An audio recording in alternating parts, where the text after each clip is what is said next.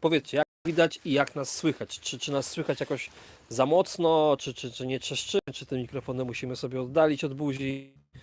Adam też może powiedzieć kilka słów, żeby ludzie wiedzieli, czy jest ok, czy nie jest ok. Dzień dobry, bardzo serdecznie witam wszystkich, którzy już się zgromadzili. Jest jakiś odzew? Nie, ale gromadzą się powoli ludzie, więc myślę, że gdzieś tam powoli możemy temat sobie rozpoczynać. To co, Ale- mogę gadać, czy czekamy na potwierdzenie, czy nas widać, czy Możemy słychać? chwilę poczekać. Widać raczej na pewno, bo tu zasięg jest ok. Słychać też pewnie raczej dobrze, ale dobrze by było mieć potwierdzenie. Ale myślę, że dopóki zjawią się, widać i słychać. No to super. Bardzo dziękujemy za Widać, informację, słychać. to ułatwia tutaj nam działanie. No dobra, to możemy zaczynać. Także jeszcze raz dzień dobry, cześć, witam. Jak widzicie, dzisiaj trochę nietypowe wędkowanie. Siedzę sobie na fotelu. Jestem na łowisku koła PZW Mełgiew, to jest staw numer 3. Tutaj jestem na zaproszenie Narcyza. Łowię dzisiaj tutaj karasie. Trafiają się też karpie. O. Właśnie mam rybę, więc fajnie się to rozpoczęło. To w międzyczasie Piotr, witam. Witamy Piotra. Dzień dobry. Mateusz Goch, pozdrowienia z Rzeszowa. Pozdrawiamy, Mateuszu. Witold Dziubalski, widać, słychać, Białystok pozdrawia serdecznie. Pozdrawiamy, Białystok. Ciekawe jaka tam pogoda, bo tutaj u nas to tak 3 stopnie, są 4 może. Zimno. no, dosyć ciepło powiedziałeś, czy zimno? Zimno. A, zimno. No Krzysztof Faliński, cześć wszystkim. Cześć Krzysztof. Michał Kęmski, siemka wszystkim. dobra. Cześć. Kamil Burczyk, udanych połowów, zazdroszczę, ja niestety do pracy zasuwam. Także rozsiądźcie się wygodnie, przygotujcie sobie, nie wiem, kawę, herbatę, co tam, cokolwiek. No i zapraszam na wędkarską pogaduchę. Mam nadzieję, że uda mi się zaprezentować Wam rybę. Wojciech Koperski, cześć, powodzenia. Przemek Fishing, witam wszystkich. Cześć, cześć. Cześć! Kamil Zieliński, smacznej kawusi. A, widzisz, Dzisiaj To- pełny komfort siedzenia. tak, Przemek chyba mnie zna, że ja bardzo lubię kawę. Natomiast to jest nie kawa, tylko akurat czarna herbata. Już kawę wypiłem, a teraz raczę się herbatą. Zobaczcie, jakie wariaty tutaj biorą. To jest kara. To jest gruby, piękny karaś. Jesteśmy z Michałem podczas nagrywania nowego filmu na kanał Preston Innovations Polska. Film będzie do obejrzenia. Michał, kiedy będzie do obejrzenia? Kiedy możemy powiedzieć? W Myślę, że ciągu miesiąca? Nie, ten przyszły piątek. Nie w ten, tylko w następny. Tak, tak. No to w ciągu 1,5 tygodnia ten film pojawi się na YouTubie, na kanale Prestona. Zaprezentuję Wam tą rybę, ale one są takie... Narywane. Zobaczcie, jakie narowiste ryby. To prawie każda tak tutaj walczy. Tak ją najpierw pokażę z boczku. Zobaczcie, jakie one mają piękny brzuszek. Piękna, gruba ryba. Ukuła mnie jeszcze skubana. No ale nic. Zaprezentowana. Wypuszczam ją. Tomasz Wierzbicki, witam i pozdrawiam z Irlandii Północnej. Pozdrawiamy. Roman Cierlica, witamy, u mnie też karasi w opór, ale same duże, plus 40. Metod Maniak, siema, gdzie łowicie? Łowimy na stawie numer 3. To jest łowisko PZW Mełgiew. To jest taki staw zawodniczy. Staw numer 3. Więc dzisiaj chcieliśmy taką wczesnowiosenną metodę nagrać. Chcieliśmy też zaprezentować nowy fotel Ignition Feeder Chair. Ogłosiliśmy, że to jest nowość w lutym. To jest jeden z kilku sztuk, które się znajdują jako taki pokazowy egzemplarz w Polsce, więc dzisiaj wyjątkowo nie na koszu wędkarskim, tylko zobaczcie, na fotelu, wygodnie i komfortowo. Kobyłka pozdrawia, Krzysztof Turek. Cześć Krzysiu, pozdrawiamy. Jarosław Kowalski. Cześć, witam Jarek Szamotuł, pozdrawiam.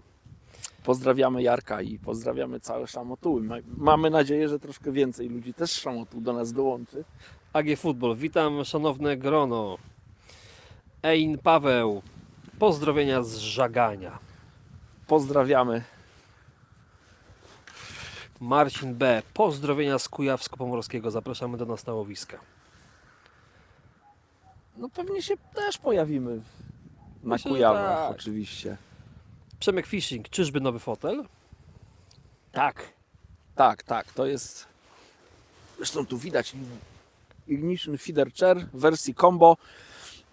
Jak widzicie, mam ze sobą tylko ten fotel, nie mam żadnych dodatkowych, znaczy w sensie takim, jeśli chodzi o osprzęt do fotela, czyli to co tu widać, boczna półka off-box, Federarm z podpórką i fajka oraz podpórka na dolnik, to jest zestaw, który będzie dostępny pewnie była taka mowa, że w marcu, ale już miałem delikatne wskazanie, ale pewnie raczej bliżej kwietnia będzie ten fotel dostępny, więc trzeba wypatrywać w sklepach wędkarskich. Jakby było pytanie o cenę, to z tego co słyszeliśmy, że sugerowana cena to jest około 200 euro. Taka jest sugerowana cena w sklepach. Ile dokładnie w złotówkach to będzie, no to się okaże, jak sklepy wprowadzą je do sprzedaży. My nie jesteśmy w stanie tej ceny jakoś tutaj określić. Metodmaniak, jesteście może z Lubelskiego? Nie, my akurat jesteśmy tutaj niedaleko Lublina, niedaleko Świdnika. Natomiast no, Michał jest z Elbląga, jestem z Kobyłki pod Warszawą, więc nie, ale mamy ten przywilej, że mamy kolegów w całej Polsce i tutaj zostaliśmy przez wędkarzy zaproszeni na ich łowisko. Też dziękujemy na marginesie panu Adamowi, prezesowi koła z PZW Mełgiew za to, że umożliwił nam dzisiaj wędkowanie na tym zbiorniku. Bakteria, pozdro z Holandii, miło Was widzieć, przynajmniej jakoś czas pracy poleci. No to miłej pracy życzymy. Mały Misza, pozdrowienia z Ośna Lubelskiego. Kiedy Pan do Ośna przyjedzie? To zabrzmiało, ja przepraszam, ale nie wiem dokładnie gdzie jest Ośno, ale jak zabrzmiało Ośno Lubelskie, no to chyba jest niedaleko gdzieś. Seba, siema Adam, siema Michał. Cześć. Sławomir Staroń, pozdrawiam Adam, Słaba Ostrość, Sławek Staroń, Słaba Ostrość. Sławek, to nie jest słaba ostrość, ja po prostu już taki rozmyty jestem. Adam niewyraźny. Już wiesz, zmarszczki, te sprawy. A Sławek też tu jest no niedaleko, no bo w Puławach. A. Więc... AG Futbol, zapraszamy na Kaszuby, super łowiska. No dobrze, jak mamy kogoś z Kaszub, to może napiszcie proszę, jakie łowiska na Kaszubach polecacie. Myślę, że raczej na takie łowiska na feder klasyczny. Tak, co, na Michał? feder klasyczny. No. Więc To napiszcie, może się no polecić. nie wykluczamy, że Ale zapuścimy prośba, się- żebyście napisali to na przykład na fanpage'u Prestona albo na fanpage Adama, gdzieś tutaj, bo tutaj to ciężko będzie to Zginie odnaleźć. później. Tak, no. tak. Dobra, ja mam od siebie taki temat, że będziemy mieli drobne problemy techniczne, ponieważ nie wiem jakim cudem mój telefon z 60% zjechał do 16%. Ale trochę tego live'a chcemy poprowadzić, więc za chwilę będziemy musieli niestety odłączyć mikrofony i podłączyć telefon do ładowania. Będę prosił Adama, żeby mówił głośniej, żebyś był słyszalny. Nie ma wiatru, nie ma hałasu, więc będziemy dobrze słyszalni nawet bez mikrofonu. A gdzieś tam w połowie live'a po prostu znowu do tego mikrofonu powrócimy.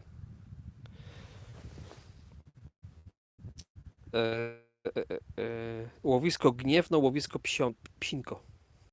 Ale to są łowiska specjalne, czy to są jeziora ogólnodostępne, jeziora PSW, czy tam jakiegoś gospodarstwa rybackiego? Bo raczej chodziłoby nam do jakieś takie bardziej, powiedzmy, Ogólnodostępne. ogólnodostępne, dzikie, nie?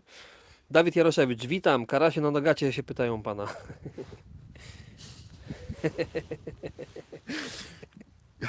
No ja mam nadzieję, że pan je ode mnie pozdrowił. Ja mam też taki plan, żeby w tym roku też odwiedzić Karasie z Nogatu, bo już się za nimi stęskniłem.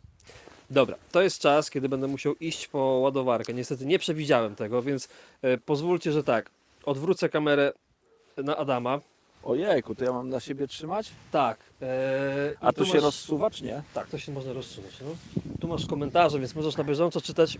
Ja dosłownie minuta, 30 No sekund dobra, jest. słuchajcie, to ja postaram się jakoś to przytrzymać. Zobaczcie, tam za mną, w tamtym kierunku jest Rafał, który też mi tutaj pomaga i razem ze mną wędkuje. No, holuje Rafał rybę teraz. Także może trochę pooglądacie Rafała, bo ja siedzę i czekam na branie. O dobra, Michał przyszedł z powerbankiem, więc pewnie mi zabierze tą kamerę. Tak, zbieram. Ale ja mi tak jest wygodnie. Dobra, poczekaj. Siema Adam, siema, pozdrowienia. Ty, ale ja słaba ostrość. Też było. Czekaj, witam Karasie na Nogacie. A, to dobra. Wiecie co? Chyba oddam Michałowi, bo ja tutaj trochę się gubię w tym wszystkim. Skupiam się na wędkowaniu. Dobra. Przełączamy widok. Już za sekundkę do Was dosłownie wracamy. Czy wracamy w sensie takim, że będziemy odczytywać komentarze. Dobra, teraz znikniemy na chwilę. W sensie głośnościowo.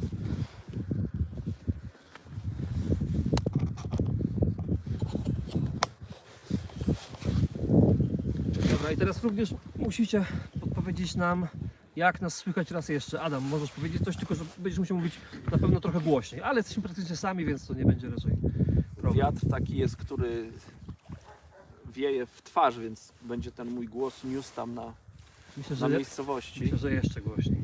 Ojejku, no przecież nie będę krzyczał, Michał, no ryby się płoszą, na rybach się nie krzyczy. Dajcie znać, czy jak mówię takim głosem, czy to dobrze słychać. Jest dobrze, jest ok, jest A, no ok, to jest dobrze, ok. No i dobrze. dobra, gitara. Przepraszam za ten, ale to mówię, patrzyłem przed live'em telefon, 67%.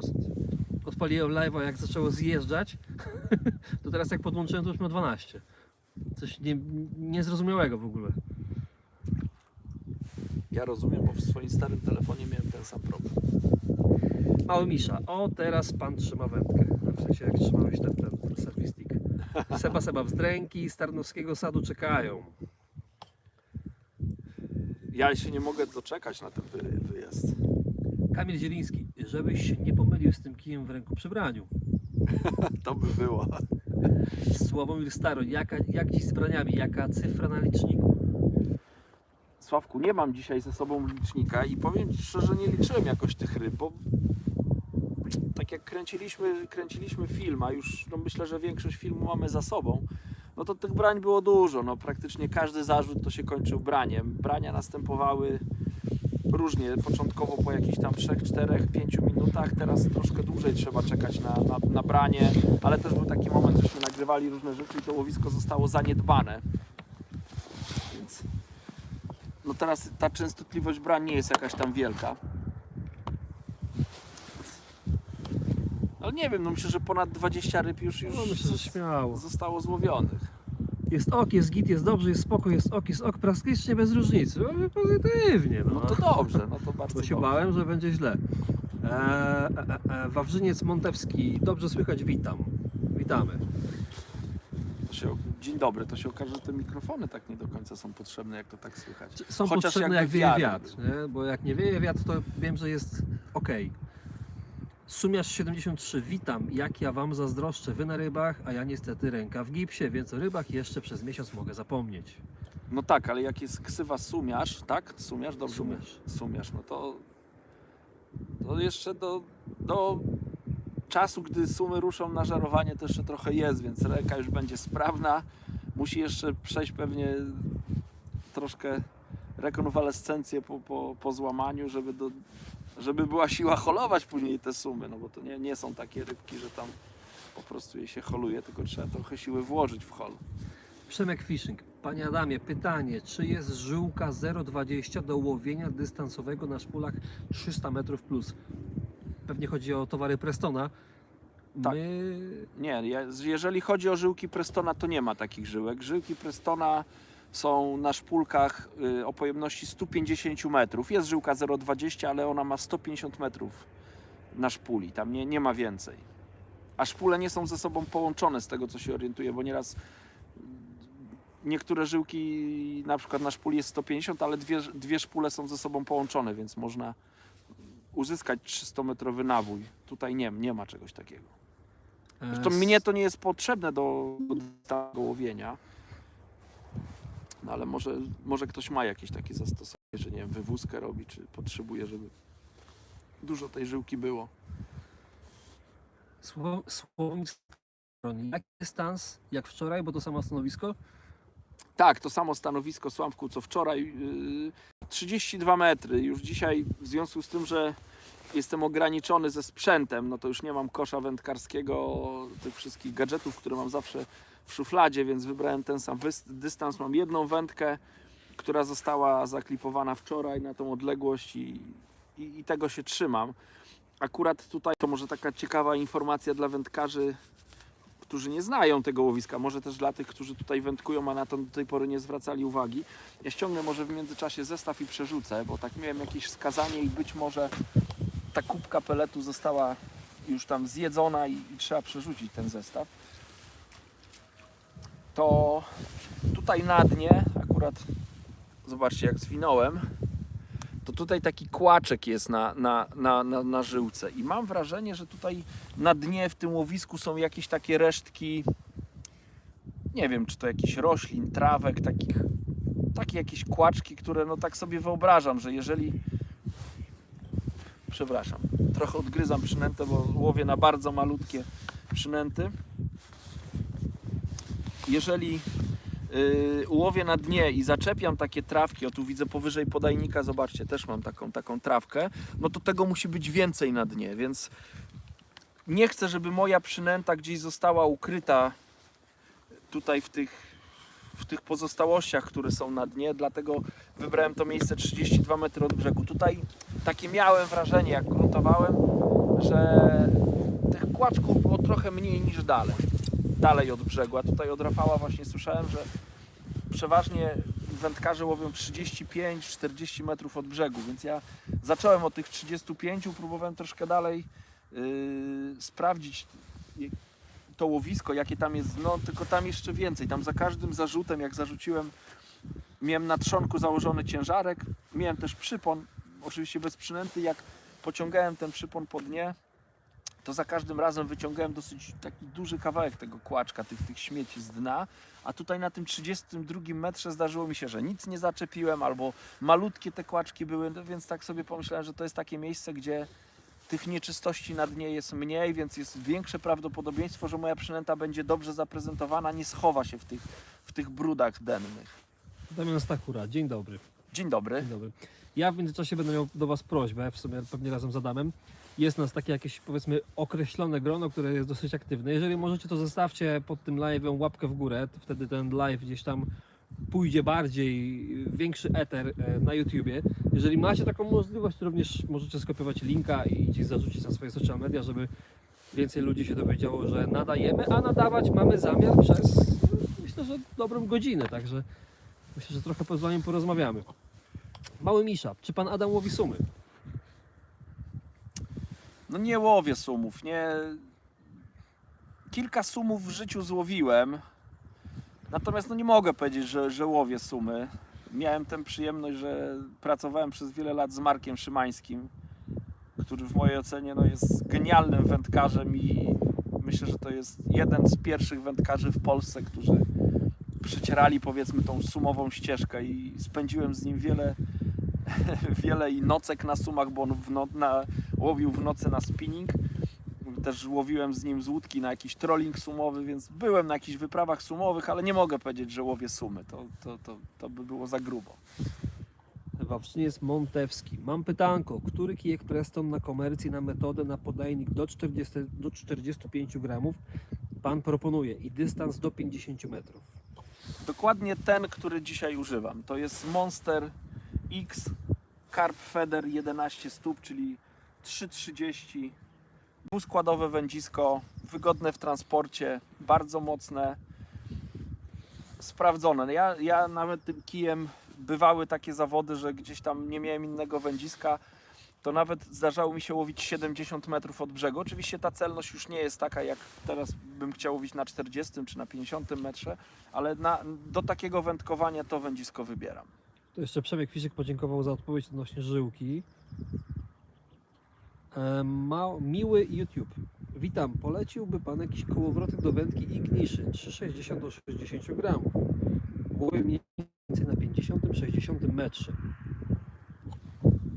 No to do tego wędziska myślę, że można kilka koło. No najdroższy z Prestona flagowy model T520. Myślę, że warto wybrać największy model, bo w tej serii Centris są kołowrotki 320, 420 i 520. To jest wielkość szpuli.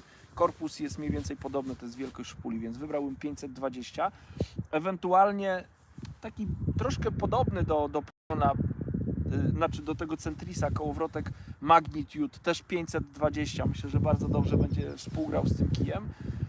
No ewentualnie jakieś Intensity, na przykład 620, ale to już taki kołowrotek i z tym wędziskiem, myślę, ignition, to nawet około 70 metrów na metodę można zarzucać wtedy. Więc te 3 kołowrotki, ewentualnie jeszcze Extremity, także 620, może 4 nawet kołowrotki, które będą dobrze współpracować z tym kijem. Kamil Zieliński. Panie Adamie, ja Wasz kanał oglądam od tamtego roku. Dopiero pierwszy raz we wrześniu miałem w ręku wędkę na metodę. Super, jest nam bardzo miło, że chcecie tutaj z nami rozwijać swoją pasję. Po to ten kanał powstał. Łukasz Tabor. Pozdrowienia dla Pana Adama i Pana Operatora. Dziękuję. Pozdrawiamy. Pozdrawiamy. Dziękujemy za pozdrowienia. Darek Siwiec. Witam obydwu Panów. Witamy, Darku. Dzień dobry. Wawrzyniec Montewski, dziękuję bardzo za pomoc.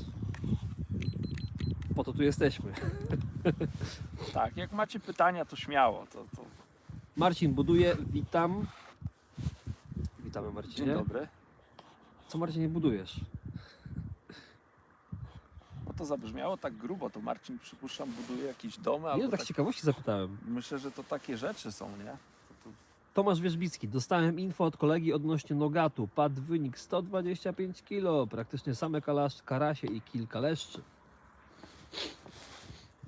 125 kg. Ciekawe, jak to zostało Ważone, nie? określone, no.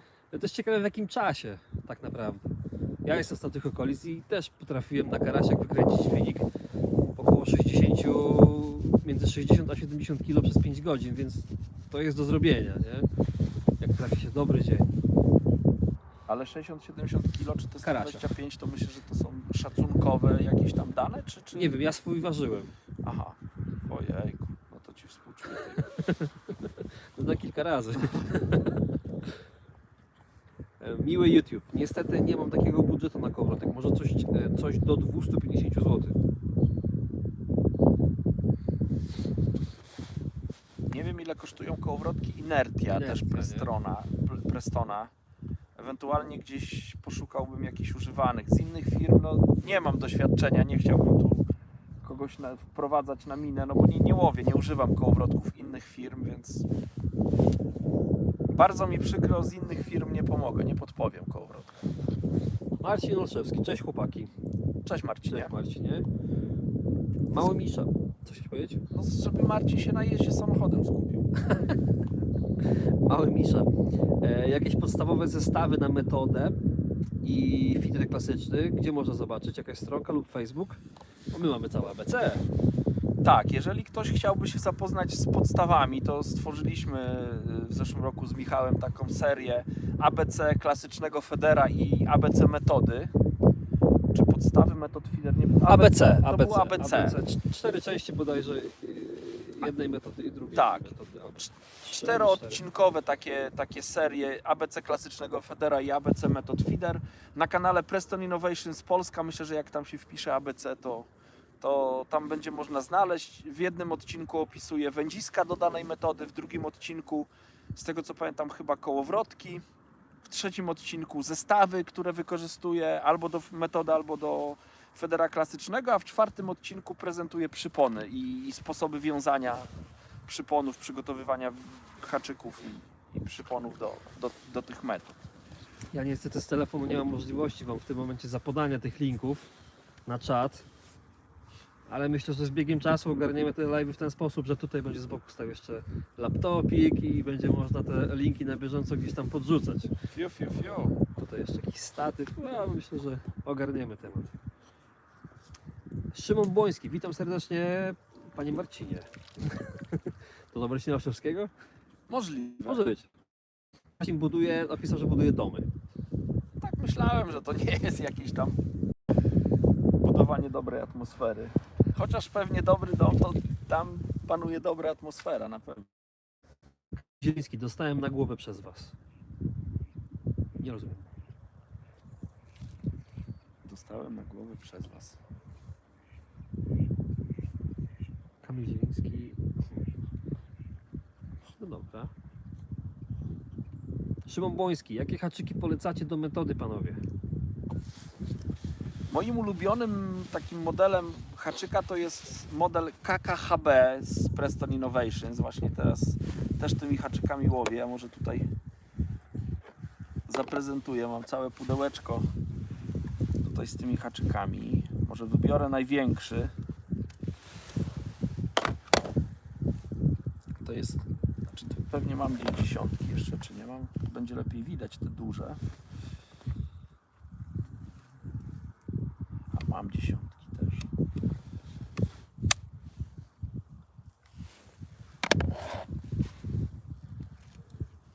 Nie wiem, Michał, to będzie widać, jak tak zaprezentuję? Zobaczcie, to jest taki kształt haczyka. To jest akurat przypon z bagnecikiem. Bagnecik jest w oczku, ten bagnecik jest przycięty troszkę.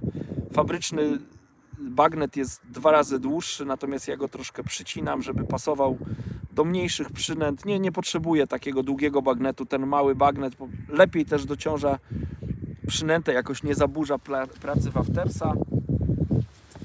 A też jest wystarczający, żeby tego waftersa utrzymać. No to akurat taką rzecz, którą mi kiedyś tam podpowiedział Artur Matczak. Więc ja tak stosuję i to działa. Darek Siwiec, jaki wafters dziś najlepszy? No do tej pory tak mi się wydawało, że pomarańczowe najlepsze były. Ale teraz stoję tak troszkę bez brania, więc zastanawiam się, czy czegoś tutaj nie zmienić. Bo na razie tych brań, jak widzicie, nie ma. To już drugi zarzut i nie złowiłem ryby. Co prawda minęło 6 minut od tego zarzucenia, przynajmniej tak wynika z mojego stopera. Ale złowiłem ryby na żółte i na te pomarańczowe waftersy. Mam też ze sobą, jak tu Michał pokaże, zobaczcie, mam oczywiście pelet 2 mm. To jest zwykły pelet Sonubajca Fin Perfect. Mam też zanętę, akurat w tej zanęcie jest trochę peletu, ale jak tutaj szykuję sobie, i to ten pelet po prostu mi wpadł do tej zanęty. To jest zanęta też Sonubajca F1 Dark. Ale mam też, to jest coś jasnego, pewnie wielu wędkarzy już to zauważy, to jest chlebek tostowy, taki przetarty przez sito. Ja to stosuję jako czapkę. Nie wiem, może Michał to pokaże. Ja wrzucę do wody teraz. To tak w wodzie bardzo ładnie się zachowuje, więc tak sobie wyobrażam, jak ten podajnik wpada do wody, to robi jakąś tam chmurkę, pozostawia ślad w wodzie. I mam też ze sobą zestaw wykrojników, w którym mam taką kromeczkę sprasowanego chleba tostowego, który też zakładam na haczyk. Może nie będę zdradzał więcej szczegółów. No bo to już niedługo na filmie. Tak, więcej zobaczycie w filmie. Daniel, witam. Jak idealnie zrobić pelet Fin Perfect, żeby wyszedł miękki i gąbczasty? Ja myślę, że takich sposobów jest wiele, ale może przekażę tak, jak dzisiaj zrobiłem, i to jest naprawdę świetny sposób. Wziąłem ja moczę w ogóle na przykład w pelet w weterze czy na jakimś sitku, moczyłem pelet 2 minuty, wyciągałem i on wychodził fajny. To było ok. Natomiast zdaję sobie też sprawę, że wędkarze, a szczególnie ci wędkarze, którzy może początkują z metodą, mogą nie mieć jeszcze sitka do przygotowania peletu czy pelet wetera.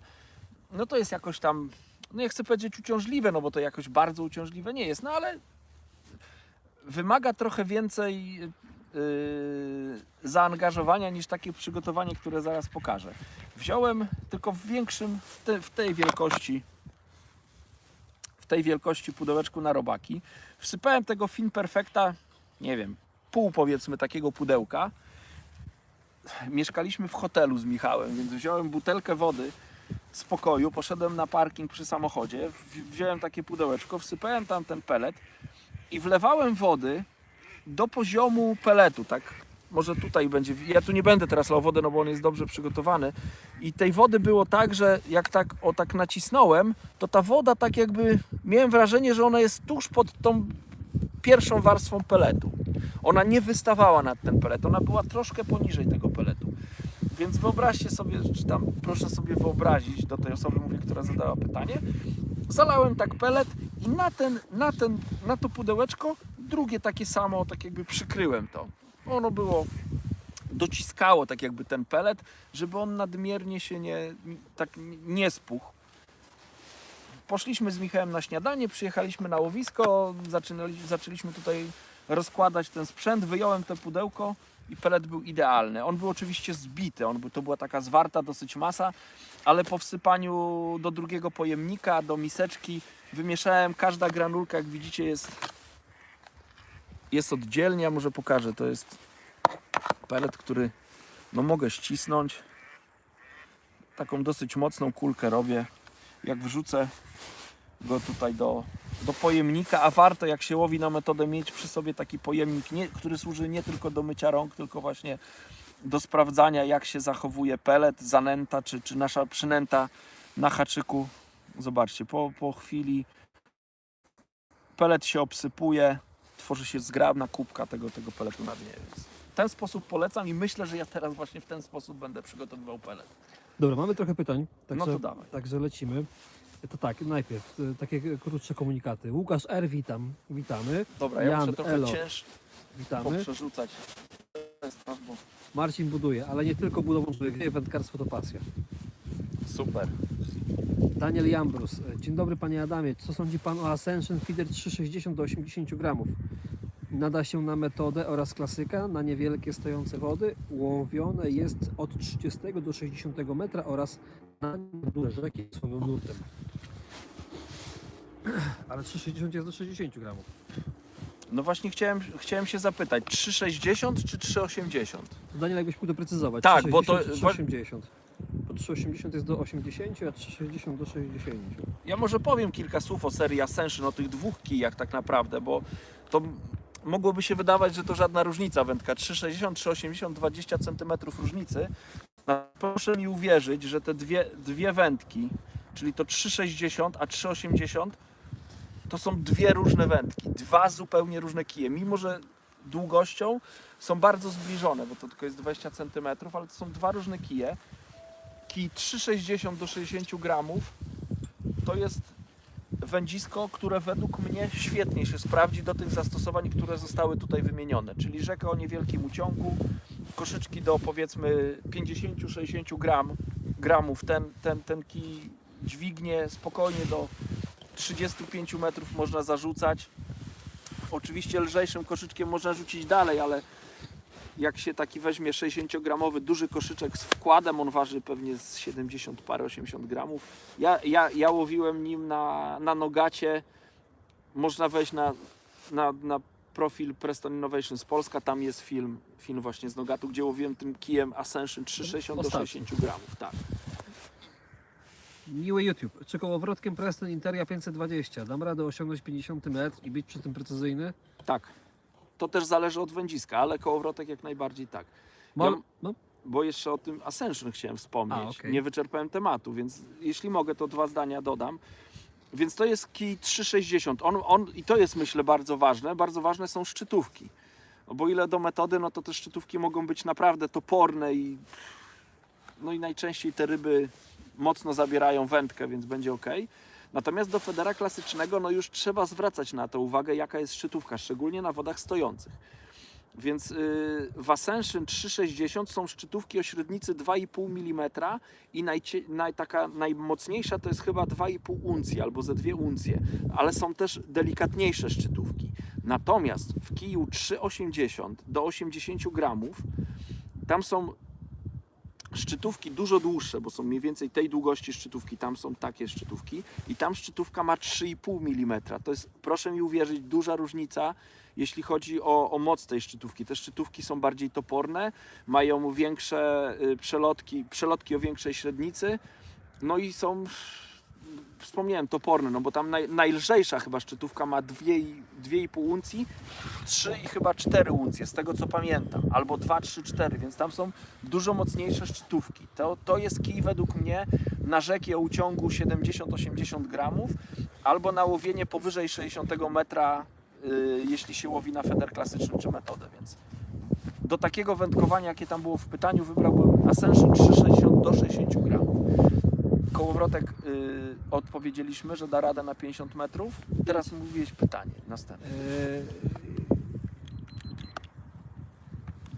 Znaczy komentarze. Tomasz Wierzbicki. Łowione było całą noc i dzień. Nie, w nocy spaliśmy. Ale może Chyba, że Tomasz Tomasz łowił całą łowił. noc i cały dzień. A, dobra. Tomasz Wierzbicki pisał o tym wyniku 125 kg. A, tak. Że łowione było całą noc, cały dzień. To ja jestem w stanie w to uwierzyć. No to już wynik jest swoje. Mały Misza. Okej, dziękuję, super. Marcin Moszewski. Haha, trafiłeś. Słucham was w aucie. Jakub Wąsik, dzień dobry. Czy miał Pan krzesło Preston Absolute 36 Feeder Chair i czy opłaca się go kupić, bo jednak jest on dosyć drogi? Jakie są jego wady, a jakie zalety? Ja nie użytkowałem tego fotela. Ja mam w aucie. Michał go używał, więc nie wiem, czy już jest w stanie opowiedzieć o nim, czy to jeszcze za krótko go używałeś. Natomiast ja mogę powiedzieć takie swoje spostrzeżenia, no tylko to nie są spostrzeżenia poparte, nie wiem, godzinami spędzonymi nad wodą, bo ja ogólnie z fotela bardzo rzadko łowię. Nie pamiętam, kiedy łowiłem z fotela, zresztą jak widzicie mnie gdzieś na filmach czy na zdjęciach nawet na moim profilu. Ja łowię z kosza wędkarskiego. Jakie według mnie zalety są tego fotela? No to jest na pewno bardzo komfortowy fotel. Ma pewne uchwyty nóg, nogi 36 mm z szerokimi stopkami. Wszystkie nogi mają regulowaną długość, więc można sobie ten kosz praktycznie w każdych warunkach wypoziomować. Do tego fotela jest też, można dokupić podnóżek, który też ułatwia wędkowanie, gdy jest bardzo nierówny brzeg. No i sam fotel ma jeszcze tą trzecią... Tak, następna rzecz jest taka, jak takie podstawowe fotele, jak zobaczycie, są montowane na 4 nogach. Tamten fotel też jest na 4 nogach, ale tutaj pomiędzy jeszcze ma taki dodatkowy uchwyt z takim krótkim kawałkiem profilu, na którym jeszcze można zamontować platformę, czyli jak jest na przykład platforma boczna, czy boczna tacka mocowana na 2 nogach, to dzięki temu możemy tą tackę zamontować. W tego typu fotelu można zamontować takie proste tacki, ewentualnie takie tacki, które jeszcze z drugiej strony są podparte nogą albo mają tutaj jakiś wysięgnik, który podpiera.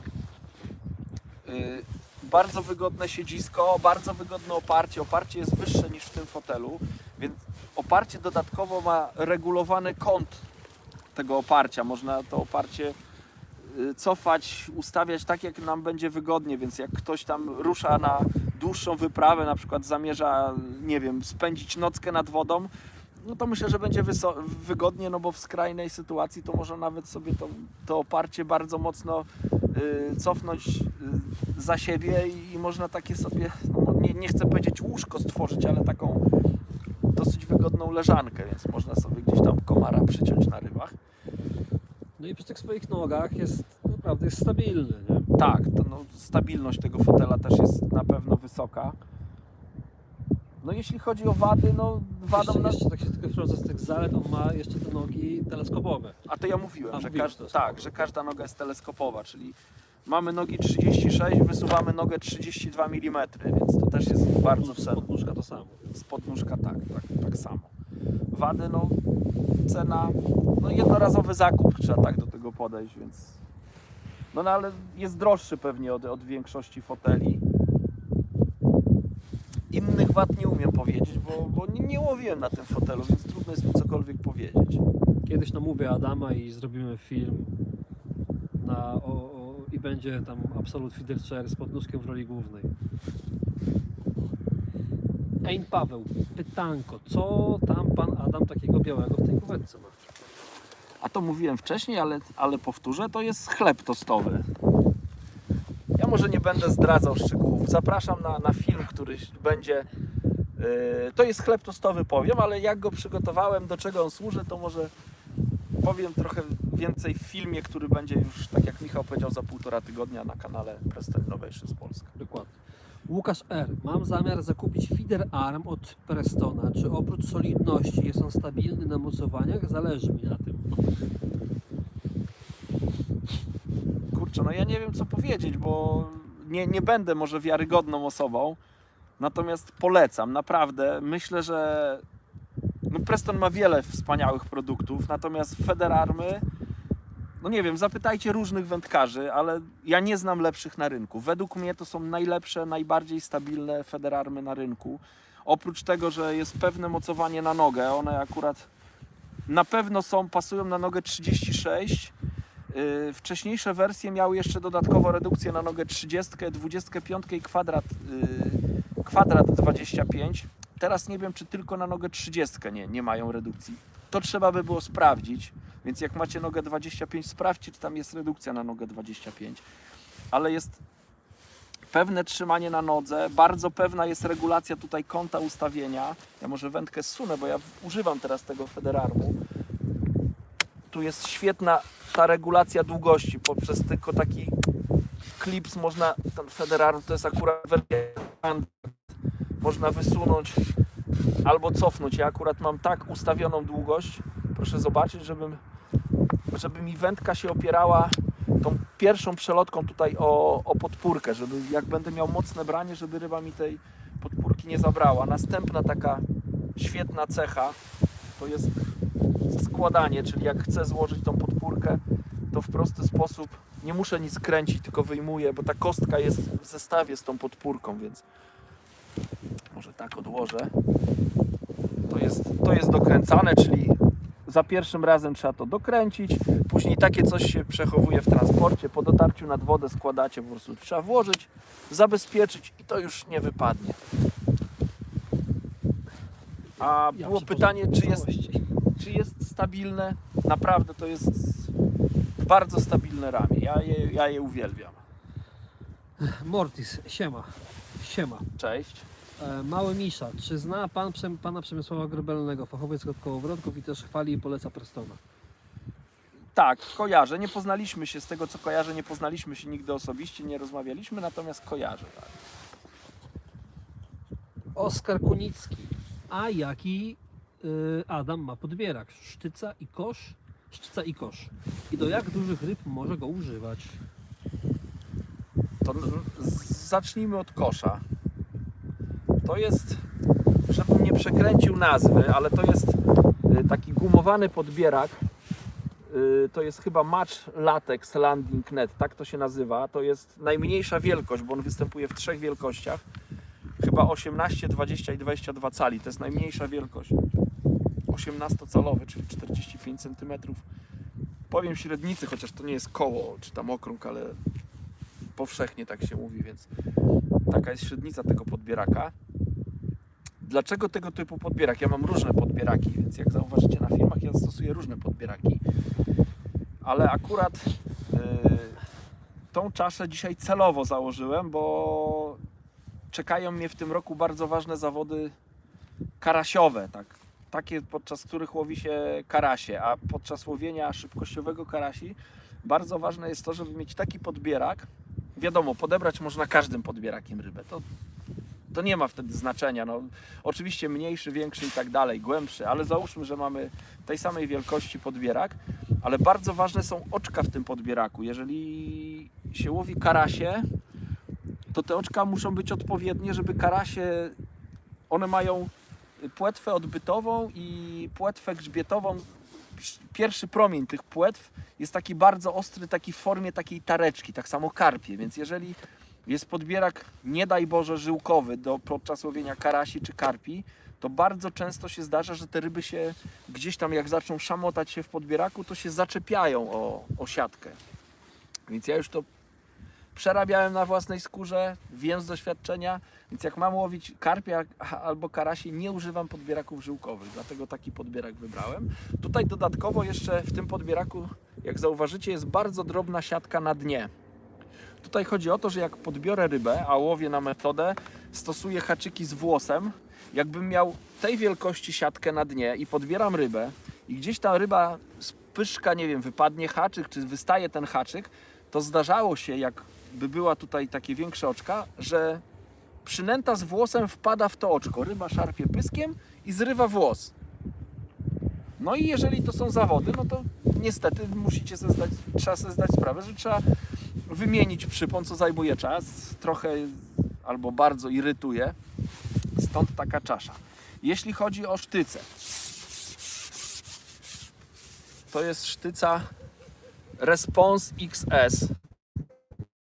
Sztyca, składa się z 3 elementów. Ja mam teraz ją rozłożoną w pełnej długości, ale też bardzo lubię, szczególnie jak łowię karpi, mam głęboko przy brzegu i łowię krótką wędką, to zobaczcie, wykorzystuję te 2 tylko elementy.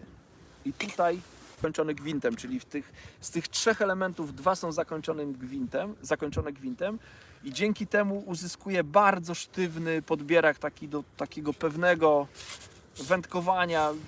Jak podbieram rybę, to mogę bardzo szybko ten podbierak tak jakby zagarnąć tą rybę i podbierak się nie wygina, nie gaśnie tak jakby przy tym podbieraniu.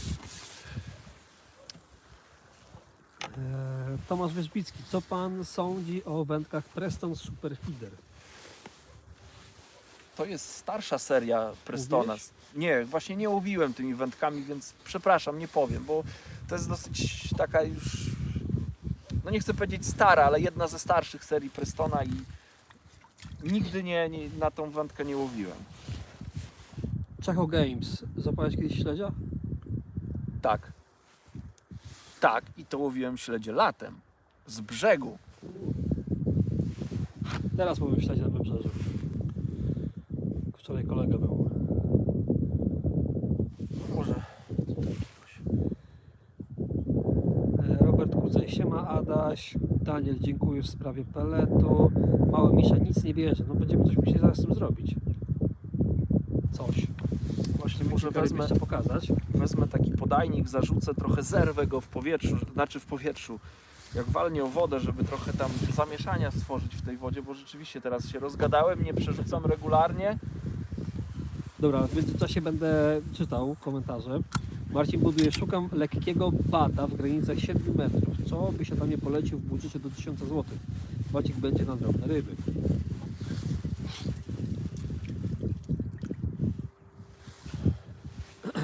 Kurczę, co bym polecił? No ja przepraszam bardzo, ale ja będę polecał tylko sprzęt Prestona. No, nie mogę tutaj nawet innego sprzętu polecać. Z tego co kojarzę, to Preston taki, jak one się nazywają, te baty? Ja nie łowiłem tym batem. Nie łowiłem tym Response Whip. To chyba Whips albo Whip. Tak, i jest taki bat, który on jest chyba nasadowy, więc można różną długość uzyskać. To wśród oferty Prestona to jest jedyny taki bat. No i przepraszam, no nie polecę innych firm, bo nawet nie mam doświadczenia. A jak I nawet nie mogę też, no więc. A jakby coś do innych filmów na Prestonie, no to mamy 2 filmy na kanale z udziałem tych batów. A, są filmy, no to najlepiej. Jeden to jest film z Maćkiem Białdygą, bodajże chyba... Kurczę, nie pamiętam tytułu, ale to jest gdzieś z początkowych filmów, także trzeba szukać, chyba był jakiś 3., 4., 5., 6. film z kolei na kanale, więc trzeba gdzieś tam szukać na początku.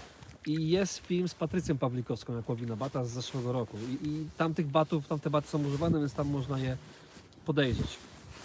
No tak, Maciek chyba właśnie tym 7-metrowym tam łowi. Być może.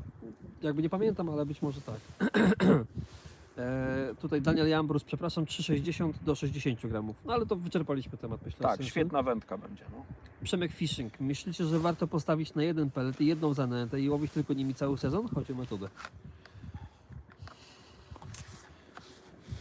No jeżeli się sprawdza, to nie ma co kombinować, myślę. To z tym, że no pewnie są lepsi specjaliści od metody ode mnie i mają tam jakieś swoje spostrzeżenia. Natomiast takie jakie ja mam spostrzeżenia dotyczące metody i peletów, to takie mam poczucie, czy to nawet po rozmowie z wędkarzami, którzy pewnie więcej ode mnie łowią na metodę, że są łowiska, na których z jakiegoś powodu lepiej działają na przykład ciemne pelety. albo na których działa jasny pelet. Więc jak jedziecie na nowe łowisko, to warto mieć ze sobą jasny albo ciemny pelet, żeby to sprawdzić.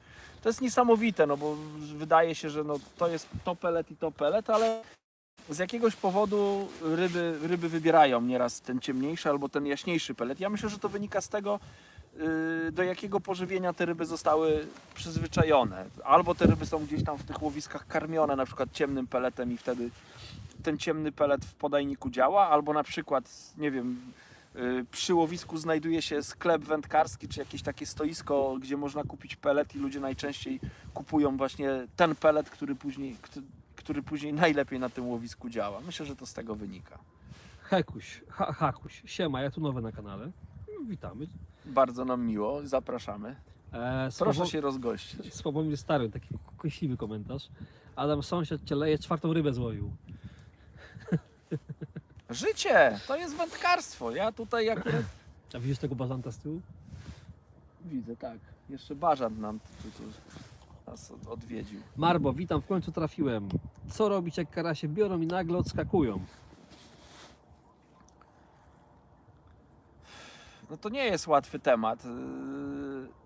Myślę, że często pomaga albo donęcenie, albo też, to też miałem takie przypadki przy łowieniu karasi na metodę, że pomaga na przykład wydłużenie się na przykład o metr. Nie wiem, łowimy na 25 metrze i jest parę karasi i nagle przestają brać. Wystarczy odpiąć żyłkę z klipa, wydłużyć się metr, zarzucić metr dalej i tam one znowu biorą, więc sprawdziłbym coś takiego, bo nieraz te ryby odskakują, nie wiem, ze sobie tylko znanych powodów, odsuwają się od tej zanęty. Więc takie coś bym sprawdził. Jakub Wąsik, dziękuję za odpowiedź odnośnie fotela. Łukasz R, dziękuję, więcej nie muszę nic wiedzieć i się zastanawiać. Połamania życzę. To odnośnie chyba Fidrarma, nie? Połamania. Ein Paweł, dzięki za odpowiedź odnośnie chleba, także czekam jak zawsze na film.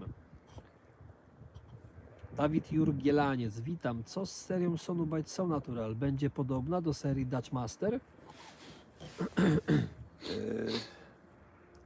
No seria So Natural, z tego co nam wiadomo, to niedługo powinna się pojawić na europejskim rynku. Tak, Tam, to już jak kwestia wspominaliśmy w filmie na kanale Sonubite, jak ja tam byłem z wizytą właśnie w fabryce Sonubites w Anglii. Jeśli ktoś nie widział filmu, to też zapraszamy na kanał Sonubites Polska na YouTubie. Tam jest film właśnie z wizyty. To tam na tym filmie wspominałem, że Anglicy po wyjściu z Unii no, zaczęli mieć problemy z przewożeniem zanęt z Anglii do Unii Europejskiej. Nagle Unia Europejska zaczęła mieć problemy z różnymi składnikami, które znajdowały się w zanętach i każde zanęty musiały przejść jakieś rygorystyczne badania, nie wiem czy to weterynaryjne, czy nie wiem jakie to dokładnie badania, ale coś takiego musiały przejść, więc no mieli problemy, ale z tego co słyszałem, to właśnie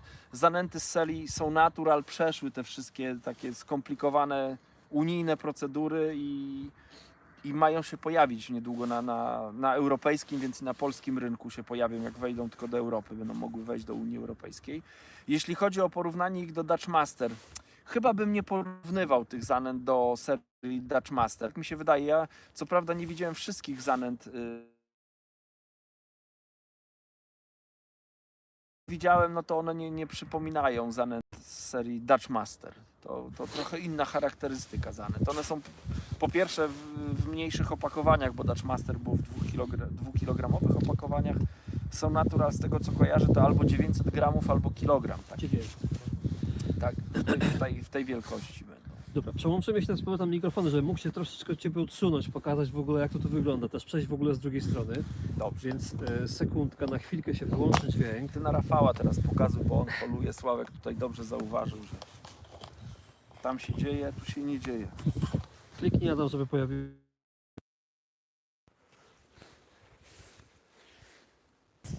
No jest zielone. Dobra, Teraz powinno nas być słychać. Jakby było coś nie tak, to dajcie znać. A ja przejdę z drugiej strony. O, zawsze coś innego. O kurczę, o kurczę. O, Michał Prawie nam wpadłem. zjechał do wody.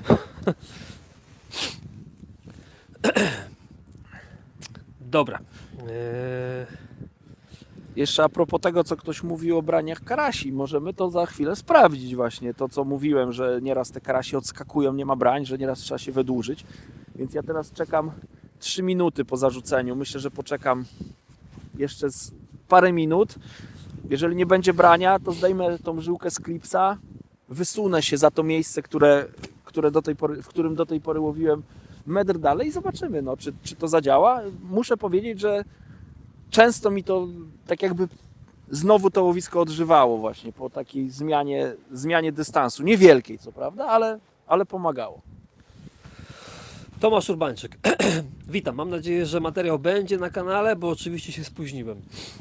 Oczywiście będzie, nie w ten piątek, ale w przyszły piątek. Ale ja myślę, że jest pytanie... Będzie, czy pan przejedzie? O, tu ktoś autem jedzie. To jest pytanie. Przejedzie. Przejedzie. Dobrze. Ale może to było pytanie dotyczące tego filmu. Tak, po zakończeniu tego live'a Michał udostępni ten film, że on będzie dostępny jutro i pojutrze i cały za czas miesiąc. będzie dostępny, także retransmisja live będzie można spokojnie sobie obejrzeć. Zbliżamy się do godziny tego live, ale mamy dalej pytania, więc myślę, że nie będziemy go o równej godzinie kończyć. Mały Misza, jakiego największego szczupaka pan złowił i gdzie? Największego szczupaka złowiłem w Szwecji. Nie pamiętam, jak się nazywało jezioro, ale to było gdzieś w środkowej Szwecji. Miał 115 cm długości. Olbrzymi, to już był naprawdę duży szczupak. Taka też ciekawostka, byłem na pontonie z kolegą i złowiłem tego szczupaka jednego dnia. Kolega mierzył tego szczupaka, zrobiliśmy z nim zdjęcia, piękna sesja, wypuściliśmy tego szczupaka i kolega 2 dni później pływał z innym kolegą na pontonie i złowił wielkiego szczupaka, zmierzyli go, miał 117 cm i 2 tygodnie po powrocie z wyprawy, jak zaczęliśmy porównywać zdjęcia tych 2 szczupaków, to się okazało, że to jest ten sam szczupak. Czyli u mnie był mierzony 115, u kolegi był mierzony już 117, więc, no ale u mnie był 115. Tak. Marcin buduje. Spoko, pytałem tylko o Preston, jeżeli mówimy o batach. No to Marcinie chyba trzeba Tam do tych filmów powrócić. response Ale whip. to jest response, tak, whip. Czy to system whip, bo to jest jakoś tak, że to można właśnie odejmować elementy i dzięki temu uzyskuje się krótszy bat, z tego co ja pamiętam. Ja go nie używałem, ale na Maciek. następnym live naprawdę załatwię sobie stoliczek, będę miał laptopa i będę mógł na wszystkie takie pytania na bieżąco odpowiadać. Ale film z Maćkiem trzeba odnaleźć. Tak. Maciek Białdyga, to... Maćkiem Bełdygą lub z Patrycją Pawlikowską. Ale Patrycja też myślisz na ten sam bat łowiła? Tak, tak, tylko Aha. że krótszy chyba ona wtedy miała, bo wtedy miała 5. Ale łowiła na ten sam bat. Piotr, czy coś wiadomo z wyprawą nad Zalew Soliński? Tak nie będziemy wszystkiego zdradzać, nie? Ale wiadomo. Piotr Ingielewicz. Piotr, po prostu Piotr. Aha. Ale może ten Piotr. Pał 2103. Dzień dobry, miłego łowienia życzę. Dzień dobry. Sumiarz 73. Czy można jeszcze gdzieś kupić sztycę Preston Sidrom? To najlepsza sztyca, jaką miałem. Dlaczego Preston zrezygnował z jej produkcji? To dlaczego zrezygnował, to nie wiemy raczej. Tak, nie wiemy. W ogóle cała seria Sidrom zniknęła. Tam gdzieś jakieś niedobitki można po sklepach znaleźć. Natomiast no, nie ma tych sztyc w sprzedaży i z tego co wiem, to sztyc Sidrom raczej już nie będzie w ofercie. Marbo, jaka zanęta z Sonobajs na karasia? Czy Chocolate Orange Method Mix się sprawdzi? Nie bałbym się. Tak, proszę próbować, to będzie fajna zanęta. Marbo, jaka zanęta... To było, przepraszam. Ale już coś mi się troszeczkę w oczach mieni. Karol Makow, witam. Która zanęta z Sonobites nie zawiera mączek rybnych? Chodzi o zawody pod klasyka. No obecnie z tej oferty, która jest Sonobites dostępna w Polsce, no to chyba wszystkie zanęty zawierają mączkę rybną. Niedługo, ja nie wiem, to niedługo to takie hasło jest. No ale to już naprawdę niedługo. No ja mam nadzieję, że to niedługo to jest w ciągu miesiąca. No maksymalnie. Może nawet szybciej. Wejdzie taka seria zanęt bez mączek rybnych, to jest seria So Natural. To są zanęty, które nie zawierają mączek rybnych i to są zanęty, które będą służyć do łowienia na feder klasyczny. Siwy Fider. Jakie wędkarskie podróże najbardziej Cię inspirują? Gdzie chciałbyś polecieć i nagrać film marzeń?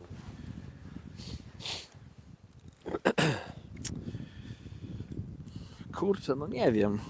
Tutaj takie pytanie jest... Aż tak się nad tym nie zastanawiałem. Ja muszę powiedzieć, że mnie bardzo cieszą takie wyprawy, tak jak w Polsce mamy. No jadę z Federem i ja naprawdę jestem spełniony. Oczywiście każda wyprawa na ryby jest świetna. Uwielbiałem wyprawy na szczupaki do Szwecji, jak się jeździło ze spinningiem. To bardzo mi to pasowało. Myślę, że tutaj jest pytanie od Siwego o takie bardziej egzotyczne ryby. No być może chciałbym kiedyś zapolować na tarpony albo na GT. To też takie piękne ryby waleczne, tak jak od kilku znajomych słyszałem opowieści, jakie się łowi, jakie są brania atomowe, jak to wygląda, więc GT chyba bym chciał. No tak jakoś nie mam wybujałych jakichś fantazji, jeśli chodzi o wyprawy wędkarskie. Muszę powiedzieć, że te wyprawy, które mam, to mnie naprawdę bardzo cieszą. Satysfakcjonują. Tak, satysfakcjonują, a tak naprawdę to mnie najbardziej chyba kręci udział w zawodach wędkarskich, więc każda wyprawa, która by się wiązała z wyjazdem na Mistrzostwa Świata, to byłaby właśnie ta wyprawa. To chyba taka odpowiedź powinna paść. Słuchajcie, ja jednak zmienię to miejsce, bo tutaj mi cały czas ta ziemia zjeżdża i mogę się zsunąć do wody. Tu jest bezpieczniej. Czekaj, ja sobie poprawię czapeczkę może. Dobra, teraz lepiej słychać. No, czyli jednak coś te mikrofony dają. Mateusz Goch. Adam, jakie 3 produkty Preston zrobiły na Tobie największe wrażenie i efekt wow? Twoje top 3. Ja jestem fanem koszy Prestona Absolute. Miałem poprzedniego Absolute 36. Genialny kosz. Teraz łowię z kosza Absolute Station.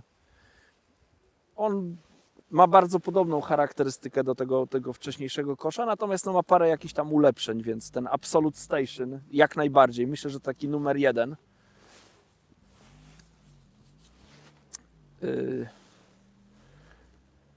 Bardzo odpowiadają mi też pokrowce na wędziska Prestona. Teraz mam pokrowiec na wędzisko z serii Supera X. To jest dwukomorowy pokrowiec 175 cm długości. W każdej kieszeni zmieszczą się co najmniej 2 wędziska 11-stopowe. Oprócz tego jest bardzo wygodna i długa i obszerna kieszeń na podbierak. Jak ktoś przewozi parasol, to i parasol tam zmieści.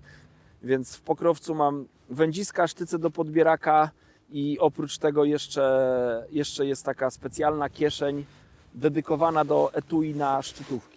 Więc w jednym pokrowcu mam wszystko, co potrzebuję. To jest drugi myślę, produkt. Taki z efektem wow.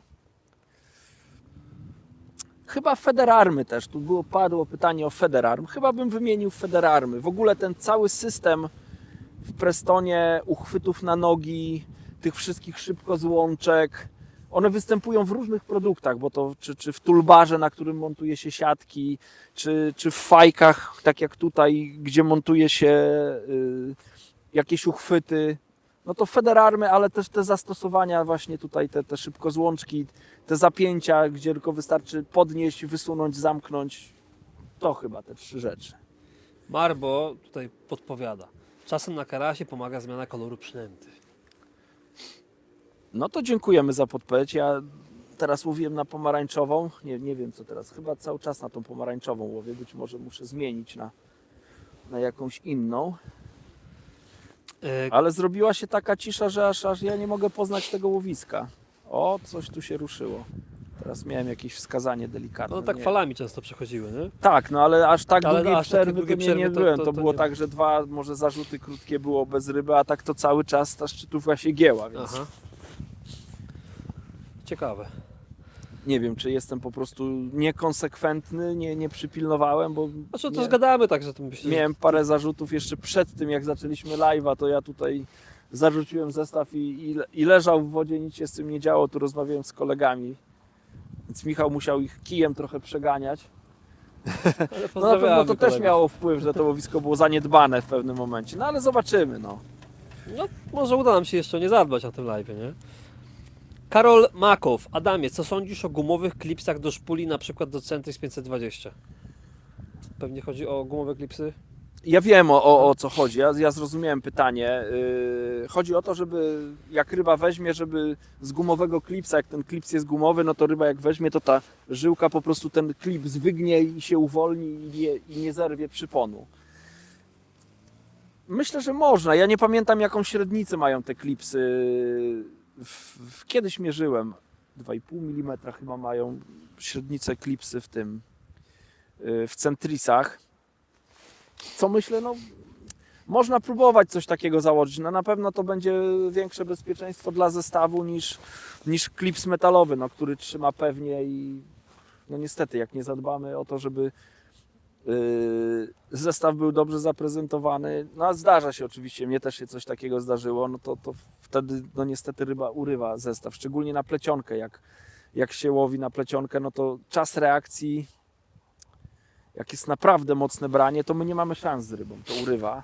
Można próbować, natomiast ja muszę się przyznać, że gdzieś tam miałem taki epizod, że próbowałem założyć gumowe klipsy do kołowrotków. Kurczę, było delikatne wskazanie, ale nic z tego nie wynikało. Ale mi to się nie sprawdziło, bo no miałem taki przypadek, że zarzuciłem z tym, że to było przy federze klasycznym, przy plecionce. No, doleciało do klipa i po prostu plecionka ścięła ten gumowy klip. Więc nie wiem, czy ja po prostu miałem słabe te gumowe klipy, czy po prostu do plecionki to się nie nadaje. No ja nie używam gumowych klipsów. One mi się nie podobają. Jakoś no nie jestem do nich przekonany, więc jeżeli łowię na żyłkę, to wydaje mi się, że mam na tyle szybkie palce, że zdążę tą żyłkę odklipsować. Jeżeli mam podejrzenie, że będzie branie dużej ryby, na przykład blisko brzegu i to branie jest bardzo mocne, no to wtedy nie łowię z klipsem, albo jak mi zależy na bardzo celnym łowieniu, to łowię z klipsem, zarzucam z klipsem, ale po zarzuceniu zaznaczam sobie markerem ten odcinek żyłki nad kołowrotkiem i zdejmuję żyłkę z klipsa. Jeżeli zatnę rybę w tym czasie, no to po wyholowaniu ryby zarzucam sobie gdzieś tam z boku ten zestaw, dociągam do tego znacznika zrobionego markerem, zaczepiam o klips, zarzucam zestaw i łowię dalej. Oczywiście po zarzuceniu zestawu znowu odczepiam z klipsa. To jest jeden ze sposobów, albo drugi sposób, no po prostu łowi się mniej więcej na czuja i wtedy w ogóle się klipsa nie używa. Ja tak to wykorzystuję. Jeśli łowię na plecionkę, no to też stosuję ten system z zaznaczaniem plecionki markerem. Tutaj Tomek Urbańczyk odpisał, że tego filmu. Tego.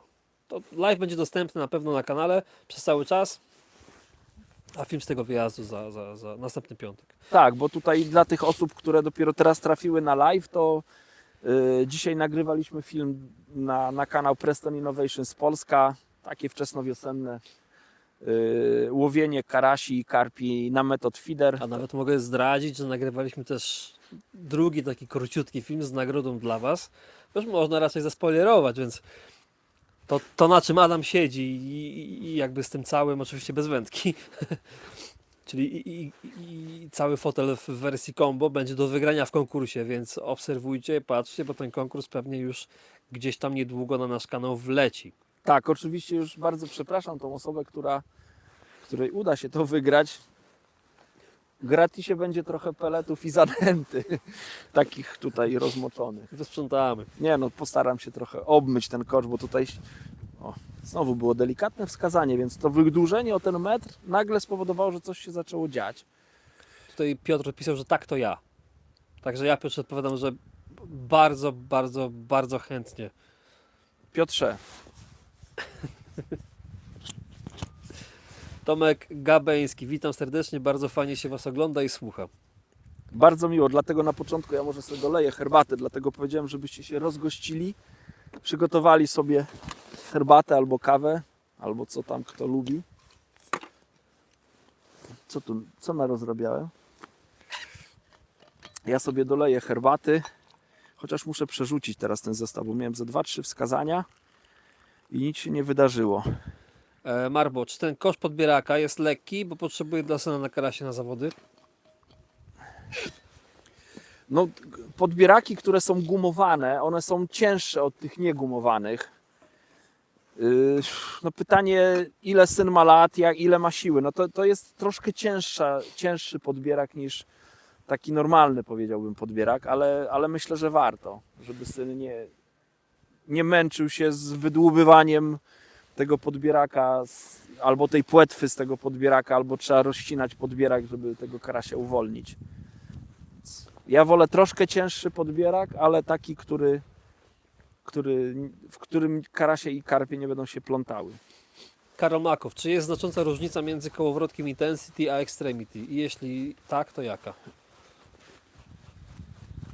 No, taka zasadnicza różnica to jest wielkość szpuli. Kurczę, cały czas w tych śmieciach tutaj jestem. Znowu te trawki. To jest wielkość szpuli. W kołowrotkach Intensity szpule mają dużo większą średnicę, a przede wszystkim są dłuższe. No i te kołowrotki to są jeszcze większe kołowrotki niż, tak mam wrażenie, niż Extremity i cięższe, więc taka jest różnica. Seba, wczoraj taki pokrowiec właśnie, kuryr przywiózł sztos pokrowiec. Pewnie chodzi o ten pokrowiec, który się z tyłu łapie. Ten?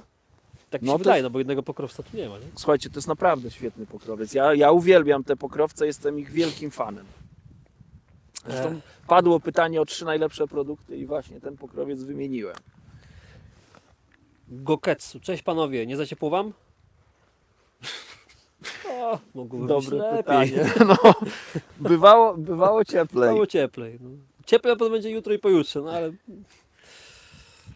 my nie lubimy, jak jest za łatwo. PS, to jest nick.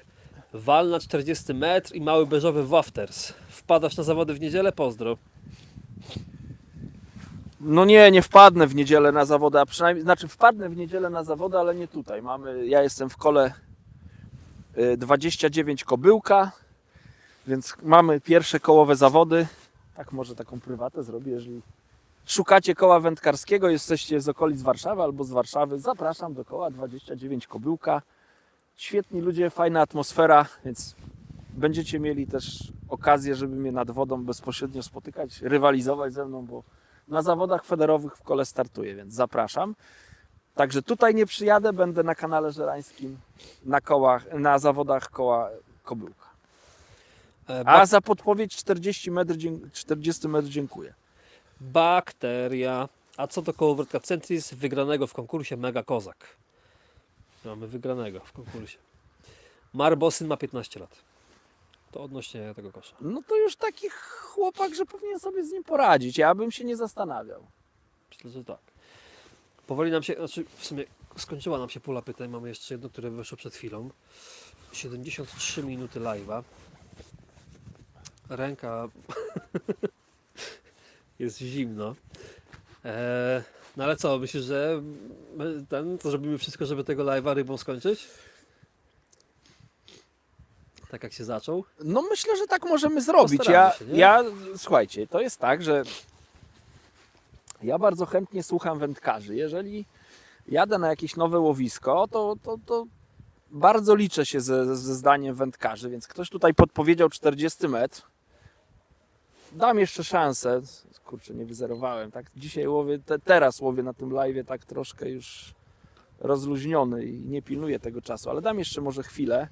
Jeżeli się tutaj nic nie zadzieje, to tak, no nie będę mierzył tych 40 metrów. Parę metrów, myślę, że jestem około 33 metra, więc odwinę jeszcze te, powiedzmy, przysłowiowe 7 metrów, zarzucę na te 40 i zobaczymy.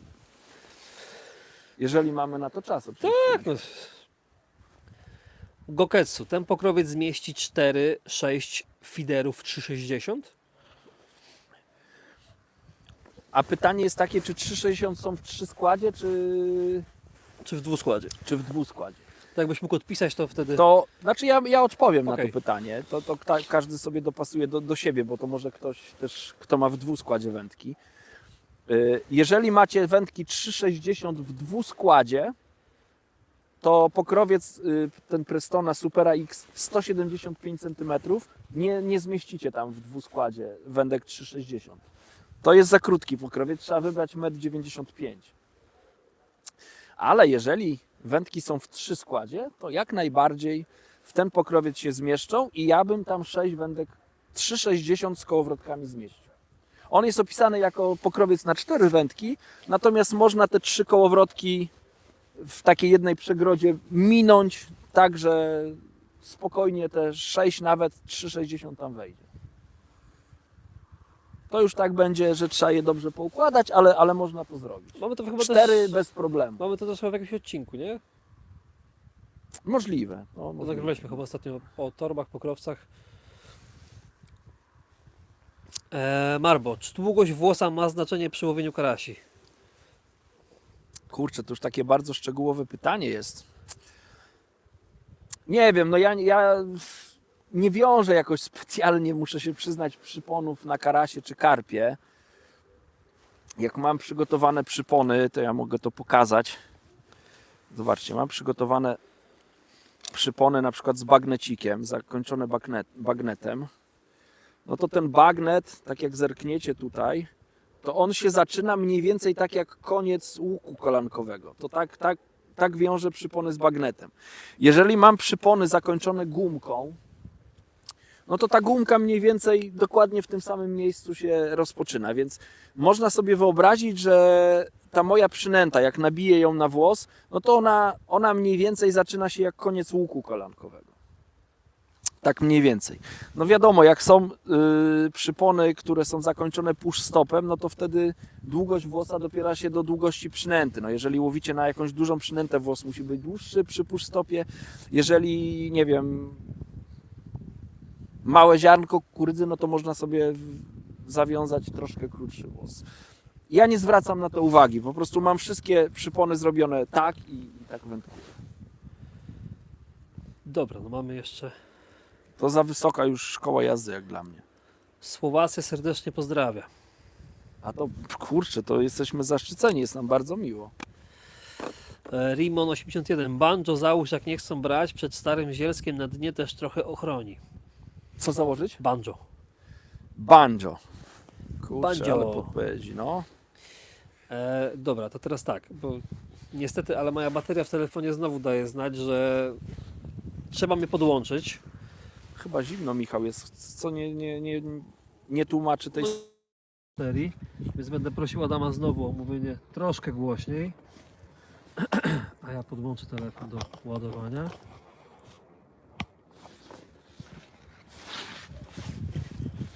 Dobra, jesteśmy ponownie. Siwy Fider. Czy cały terminarz wypełniony na ten rok? Czy wasze odcinki to czysty spontan? Czy macie jasny plan działania? Cały to chyba nie, tam tak jest, że to też Michał chyba lepiej odpowie. Mamy zaplanowane, nie wiem, pewnie ze 2 miesiące. No ja mam zaplanowane do końca kwietnia. No, może do końca maja, może do końca maja, ale to dlatego, że w maju więcej maja mnie nie będzie niż będę. O. Więc można powiedzieć, że do końca maja, ale dalej tak naprawdę nie wiemy. Często jest spontanicznie, często coś staramy się planować. Często pogoda nam krzyżuje plany, także często jest to spontan, naprawdę. Arek Przytarski. Dzień dobry Adamie. Pytanie, czy wędka Preston Monster X Wonzy może robić jako piker w klasyku? No może, bo to jest bardzo taka delikatna wędeczka, tam można zamontować, ona ma gniazdo na szczytówki 2,5 mm, więc każdą delikatną szczytówkę można tam zamontować. Tylko pytanie jest po co? Powiem, ja wiem, że jest wielu zwolenników Wonzy i ta wędka ma wielu fanów, natomiast powiem, dlaczego mnie by ona nie pasowała. Ona ma długość 2,10, więc jest bardzo krótka, co oznacza, że jest dosyć miękka, co oznacza, że łowienie, no nie wiem, bardzo celne jest możliwe na bardzo krótkim dystansie. No niewygodnie według mnie zarzuca się zestaw wędką 2-metrową, no nie wiem, może do 15 metra, no tak pod nogami gdzieś, no do takiego wędkowania.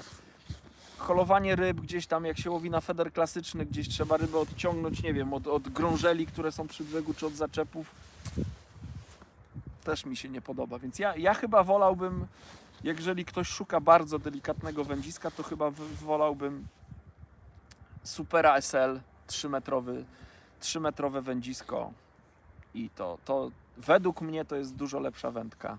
Ewentualnie nawet Supera X270, to też wolałbym taką wędkę niż Łązi. Mało tego, ta Łązi jest jednoelementowa, odczepia się tylko szczytówkę, więc ona jest w transporcie dosyć uciążliwa, bo jest bardzo długa. Goketsu, mam Monstery 3.6 i parę 3 składów, to o te pokrowce. No to Monstery 3.6 nie wejdą, bo Monstery 3.6 są dwuelementowe. Chyba, że Monster X 3.6 to jest dwuelementowy kit, to w ten pokrowiec się nie zmieści. 195. MK, Fidel Ignition 340, warto dopłacić do Ascension 340? Wielka różnica? Serdecznie pozdrawiam, połamania. Ignition 340? Jest taki Ignition 340? Ja nawet nie wiedziałem. Ignition jest chyba 330 z tego co 330, kojarzę. no. To zależy do czego ta wędka będzie wykorzystywana. Jeżeli wędzisko jest wykorzystane do łowienia na metodę, to zostałbym przy wędce Ignition. Czyli jeżeli się holuje karpie, karasie, większe ryby, mocniejszy ten hol, to zdecydowanie Ignition. Jeżeli natomiast ktoś łowi na feder klasyczny i potrzebuje takiego kijka, który ma bardziej pełne ugięcie, jest bardziej delikatny, subtelny, szczytówki ma takie, które no, są bardziej delikatne, no to wtedy postawiłbym na Ascension. No. Słuchajcie, powoli będziemy gdzieś tam tego live'a kończyć. Nie tak od razu, ale myślę, że powoli Dobra, się to będziemy do końca zbliżać. Zgodnie z sugestią 7 wydłużę. 2, Czyli wydłużamy do 3. 40. 4, 5, 6, 7. Michał Koroń. Cześć, ja mam pytania do gruntowania. Jak Adam gruntowałeś łowisko? Jakiego miejsca szukałeś? Pytam głównie o to, czy ma być głębsze, czy płytsze miejsce. Daj proszę kilka rad. My mamy w ogóle film o gruntowaniu łowiska, nie? Na kanale. Mamy film o gruntowaniu łowiska, natomiast tam jest bardziej o technice łowiska, a nie o tym, jakich miejsc szukać. Ja tutaj no to łowisko wykorzystuję system ICS. To jest trzonek ICS, na którym można zamontować taki podajnik, mogę zamontować mniejszy podajnik, ale mogę też zamontować ciężarek. Ja akurat ciężarki mam, przepraszam, w koszu wędkarskim, w szufladzie tego nie mam. Są też ciężarki takie z nacięciem, które się montuje tutaj na tym trzonku. Więc proszę sobie wyobrazić, jeżeli się zamontuje ten ciężarek na trzonku, to ja gruntuję zestaw, właśnie też za to szanuję ten system ICS, że mogę założyć ciężarek i wygruntować sobie stanowisko. Tutaj akurat szukałem miejsca, które by było wolne od jakichś tam nieczystości na dnie, bo okazało się, że jak wrzuciłem ten ciężarek na 40 metr, to tam się okazało, czy tam 35 metr, to tam się okazało, że pełno było takich jakichś trawek, pozostałości na dnie. I no to nie do końca mi pasowało, więc szukałem takiego miejsca, tylko do tego już mi bardziej służył przypon. Szukałem takiego miejsca, żeby tych trawek, takich nieczystości było mniej jak w innym miejscu. Bo tutaj dno jest praktycznie płaskie, no tu nie ma jakichś tam uskoków i tak dalej. No, jeżeli są nierówności dna, no to wtedy trzeba się zastanowić, czy wybrać miejsce bardziej w dołku, czy na płytszej wodzie. O różnej porze roku różnie to wygląda. Akurat tutaj dno jest mniej więcej, tak mi się wydaje, płaskie, nie ma jakichś wielkich różnic. A tutaj też, tak jak wspomniałem, no słucham miejscowych wędkarzy. Rafał, z którym dzisiaj łowię, powiedział, że tutaj przeważnie się łowi 35-40 metrów od brzegu, więc posłuchałem Rafała i na tym dystansie łowiłem. Bakteria, czy wiążesz sam przypony, czy na kupnych łapiesz? W większości sam wiążę przypony. To zdarza się, mam też tutaj przypony gotowe, natomiast w większości używam przyponów, które przygotowuję samodzielnie. Małmisza, czy był Pan kiedyś na rybach na Słońsku, Ujście Warty, rzeka Postomia, Betonka, Warka lub Odra? Zobaczcie, jaka reakcja jest. Dziękuję osobie, która tutaj podpowiedziała, więc to chyba był ten, kto nas na zawody zapraszał. więc z uśmiechem będę mógł zakończyć. Zobaczcie, zmieniłem podajnik na mniejszy i zmieniłem dystans, tylko tyle. Różnica 7 metrów. Tutaj stałem długo bez brania. Wystarczyło, że zarzuciłem dalej i złowiłem rybę, więc chyba, no na pewno nie warto tak jakby być przywiązanym do jednego miejsca. Widać, jak nie bierze ta ryba z jakiegoś powodu, nie wiem dlaczego te ryby przestały tu żerować. Być może tu są drapieżniki, na przykład się na tyle dużo tych karasi zrobiło, że to miejsce tam, nie wiem, odwiedził jakiś szczupak i sobie czekał na kolejnego karasia, żeby kłapnąć pychem. Czy może leszcza, bo tutaj też są jakieś leszcze, bo te karasie to już naprawdę musiałby być taki szczupak galanty, nie, żeby go połknąć. Ale wystarczyło tylko troszkę dalej zarzucić i od razu jest ryba. Ale myślę, że spokojnie postaramy się odpowiedzieć na resztę pytań, które mamy, bo kilka ich jest. I dopiero No wtedy... ja mogę gadać, jak Michał ma na to czas, to gadamy. Dopiero On wtedy- tutaj nadzoruje czasem. No, to teraz się władza.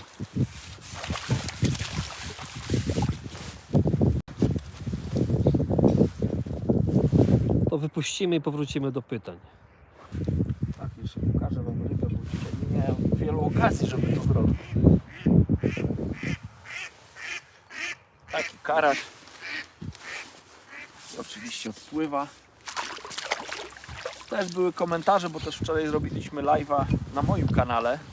I były komentarze, że to jest karaś, to jest szkodnik, to tam się te ryby nie wypuszcza, zabija i tak dalej.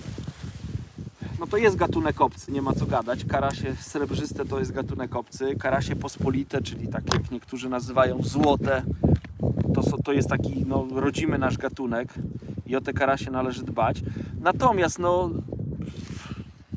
karaś taki złocisty, tak zwany japoniec, no ma tę zaletę, że bierze, no i szybko rośnie, dobrze się rozmnaża, jest bardzo odporny na złe warunki, dlatego no, w niektórych łowiskach jest utrapieniem. Natomiast tutaj, jeżeli to jest zamknięty staw, no ja nie widzę przeciwwskazań, żeby tutaj takie karasie sobie żyły i rosły i wędkarze je łowili. Poza tym to jest, z tego co kojarzę, łowisko no kill, więc proszę też nie namawiać nas do, kurczę, za lekko zarzuciłem, do tego, żebyśmy jakąś krzywdę rybom robili. Dobra, wracamy do mikrofonów, więc mógł się troszeczkę bardziej ruszać, więc będzie chwilowy brak dźwięku. U mnie jest ok. No u mnie też zielone. Dobra, to wracamy. Słuchajcie, tylko naprawdę będziemy powoli już tego live'a kończyć, bo jeszcze musimy kilka rzeczy do filmu zrobić. Więc tak, szybkie pytania, szybka odpowiedź. Mały Misza, czy był Pan kiedyś na rybach na Słońsku, Ujście Warty, rzeka Postomia, Betonka, Warta lub Odra?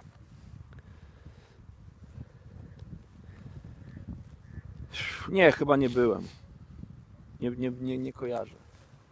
Marbo, jakich używasz podajników z Prestona do połowu karasi na łowisku do 6 metrów? Flat czy banjo?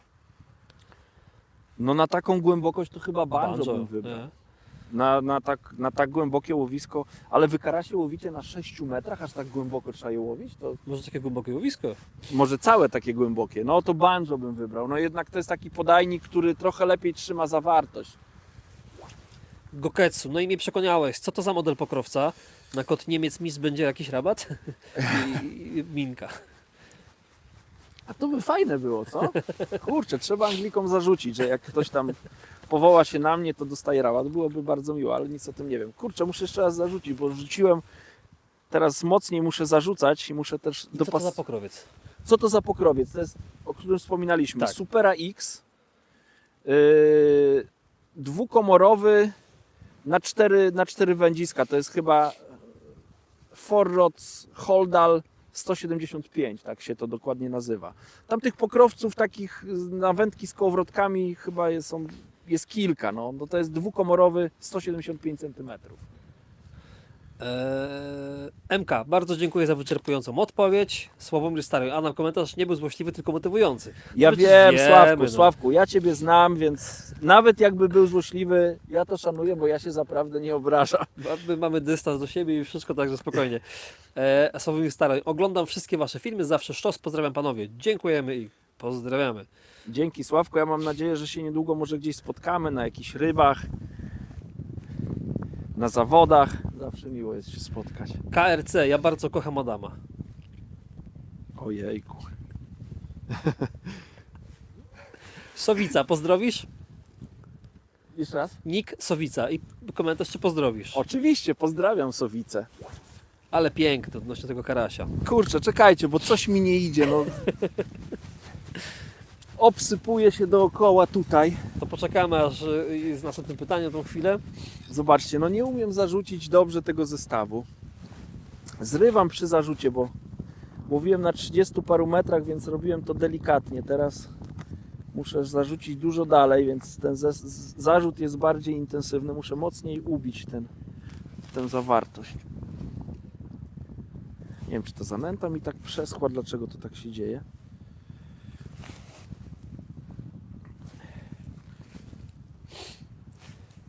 Marcin Bucz, czy są jakieś widoki, że pojawią się pokrowce dedykowane pod 3 składy?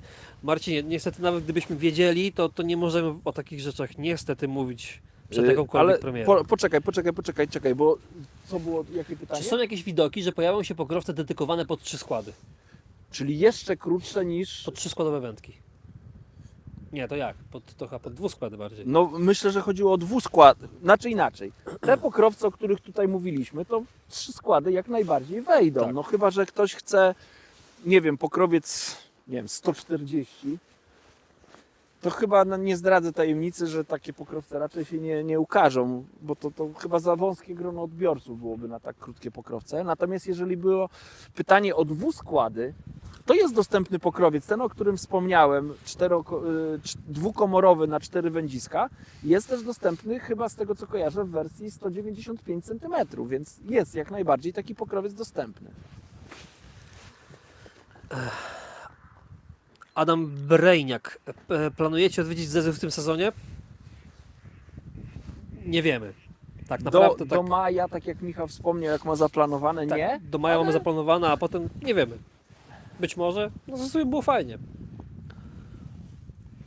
Bakteria, dziękuję za konkretne odpowiedzi i czekam na kolejne filmy. Tomasz Weźbicki, kiedy jedziecie na Nogat? To ja opowiem, Tomasz, na pewno w przyszłym roku. To jest jedna rzecz. A w tym roku nie wiem. Będziemy na pewno niedaleko Nogatu. Słuchajcie, a propos Nogatu, to w ogóle ja nie wiem co powiedzieć, bo tak trochę głupio się czuję. Z jednej strony jestem trochę, no jest mi przyjemnie, bo jest wiele pozytywnych komentarzy, natomiast niektórymi komentarzami jestem po prostu zażenowany, co tam wędkarze wypisują, nawet jakieś, może nie powiem, że to są groźby, ale jakieś tam ludzie mi piszą, że mi nie darują tego, że tam pokazałem jak się wędkuje, także mam mieszane uczucia dotyczące komentarzy Nogatu. niektórych ludzi stamtąd. Nie wiem, czy przysporzyłem im większej konkurencji do zabierania ryb. Ale słabe to. Dobra. Narcyz Crew. To pewnie chodzi o naszego narcyza. W jakiej sytuacji używasz Monstera 10, a w jakiego 9?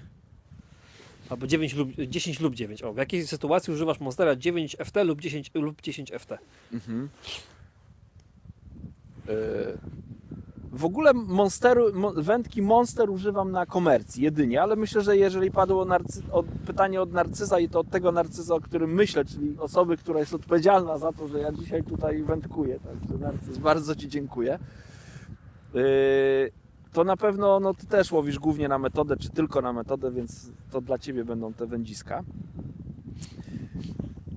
Wędzisko dopasowuje do odległości łowienia i ja lubię łowić jak najkrótszym wędziskiem się da. No oczywiście, jak wiadomo, jak trzeba huknąć tam po horyzont, no to trzeba mieć długą wędkę, żeby no, stworzyć jakieś tam ramię do tego zarzutu. Natomiast jak łowię blisko brzegu i nie wiem, no i warunki oczywiście mi pozwalają, nie ma jakichś zaczepów, żeby właśnie, tak jak wspomniałem wcześniej, holuję rybę, żeby tą rybę gdzieś tam odciągać, to wybieram wędki właśnie 9-stopowe, czyli do łowienia na bombkę, do łowienia nawet na metodę, ale powiedzmy do 20 metra sięgnąłbym po wędkę 9-stopową. Dlaczego wybieram wędki jak najkrótsze? Bo krótką wędką tak jakby łatwiej mi się operuje podczas holu, no i mogę troszkę bliżej tą rybę przyciągnąć, żeby ją podebrać. wiadomo, troszkę dalej, troszkę dłuższy podbierak jest. O, mam jeszcze rybę. I to będzie ryba na zakończenie.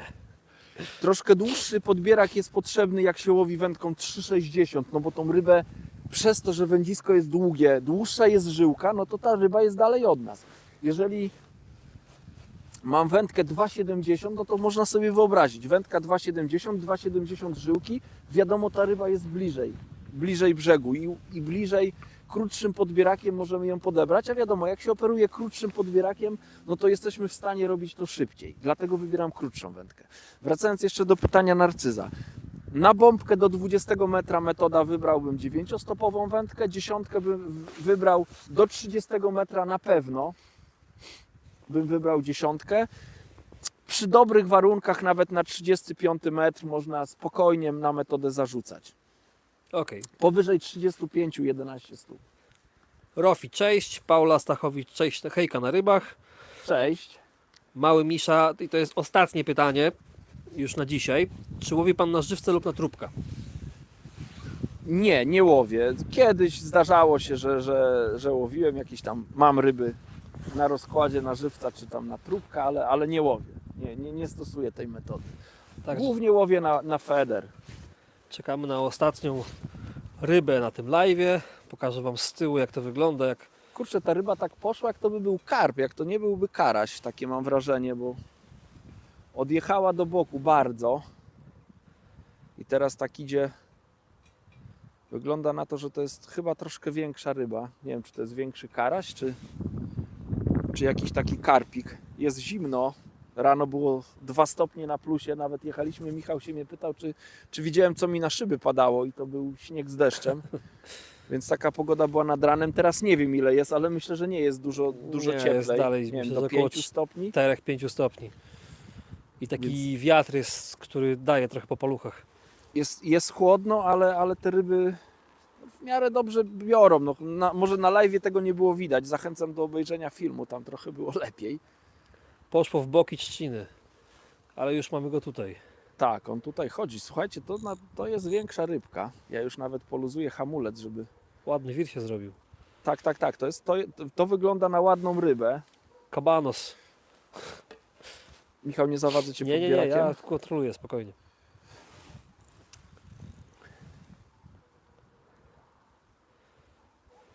O, to nie jest jakiś tam bardzo okazały karp, ale to jest karp.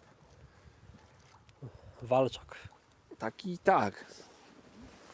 Trafiały się większe tutaj, ale ten jest ładny.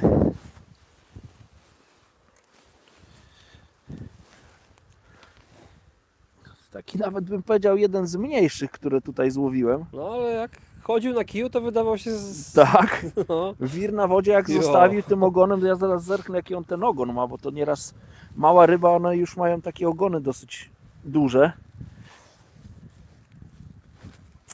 Ojejku.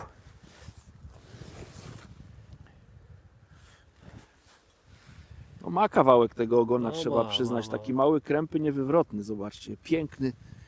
Tutaj taki pomarańcz. Ciemny tu na górze, wcale nie jest taki jasny. Piękna ryba. Prezentuję rybę, wypuszczam. Jak są pytania, to ja odpowiem, ale Michał chyba będzie kończył. Nie ma już więc- pytań i na pewno kończymy. Live trwa prawie 100 minut, więc Ojej, myślę, że i tak to wypuszczamy rybę. Tak. O. Długo nie czekała. żeby nie było, to wafters odpłynął. Bo wyglądało, jakby z waftersem opłynęła. Nie, odpadł. On gdzieś tam wypadł przy odhaczaniu Z chyba. podbieraka. Dobra, to co? To dziękujemy bardzo, że byliście. Dziękujemy bardzo za pytania, bo było ich naprawdę sporo. Tak, Mój bardzo telefon miło pada, było. także nie wiem, co z nim jest. Bardzo miło było Was gościć i no zapraszamy też na media społecznościowe Preston Innovations Polska na Facebook i na Instagram i na filmy na kanale Preston Innovations Polska na YouTube. Do zobaczenia. Trzymajcie się, Dziękujemy. cześć.